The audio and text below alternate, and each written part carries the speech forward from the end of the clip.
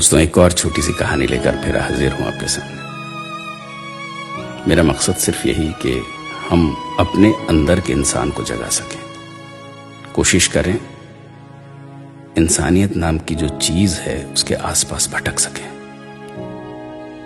बड़ी बेचैनी से रात कटी। बमुश्किल सुबह एक रोटी खाकर अपने घर से शोरूम के लिए निकला। आज किसी के पेट पर पहली बार लात मारने जा रहा हूं। ये बात मुझे अंदर ही अंदर खा रही थी, कचोट रही थी। जिंदगी में यही फलसफा रहा मेरा कि अपने आसपास किसी को रोटी के लिए तरसना ना पड़े। पर अब इस विकट काल में अपने पेट पर ही आन पड़ी है। 2 साल पहले ही अपनी सारी जमा पूंजी लगाकर मैंने कपड़े का शोरूम खोला था, मगर दुकान के सामान की बिक्री अब आधी हो गई है। अपने कपड़े के शोरूम में 2 लड़के और 2 लड़कियों को रखा, ग्राहकों को कपड़े दिखाने के लिए। आप उन्हें सेल्स पर्सन भी कह सकते हैं। लेडीज डिपार्टमेंट की दोनों लड़कियों को निकाल नहीं सकता था।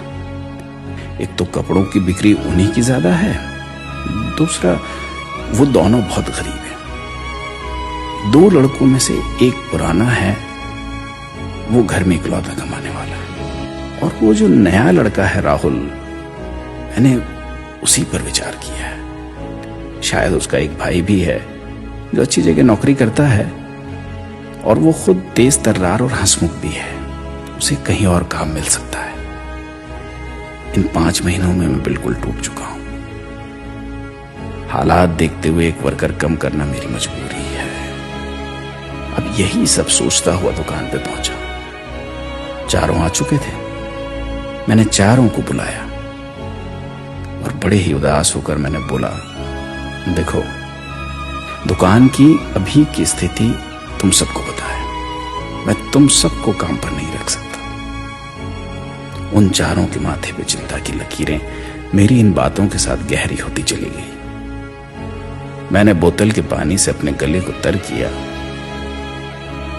किसी एक का हिसाब आज मैं कर देता हूं।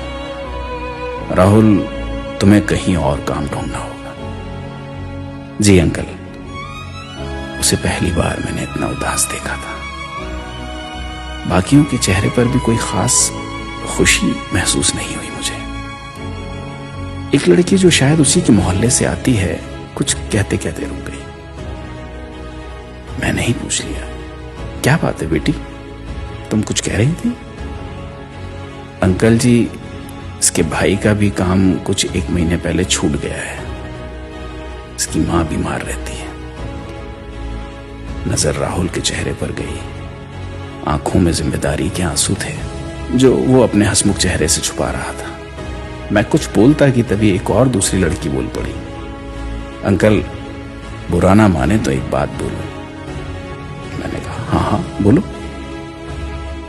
देखिए अंकल, किसी को निकालने से अच्छा है कि हमारे पैसे आप कम कर दें। 12,000 की जगह आप 9,000 ही हमें दें। मैंने बाकियों की तरफ देखा। हाँ साहब, हम इतने से ही काम चला लेंगे। बच्चों ने मेरी परेशानी को आपस में बांटने का सोच मेरे मन के बोझ को कम जरूर कर दिया था। पर तुम लोगों को ये कम तो नहीं पड़ेगा ना? नहीं साहब, कोई साथी भूखा रहे इससे अच्छा है हम सब अपना निवाला थोड़ा कम कर दें।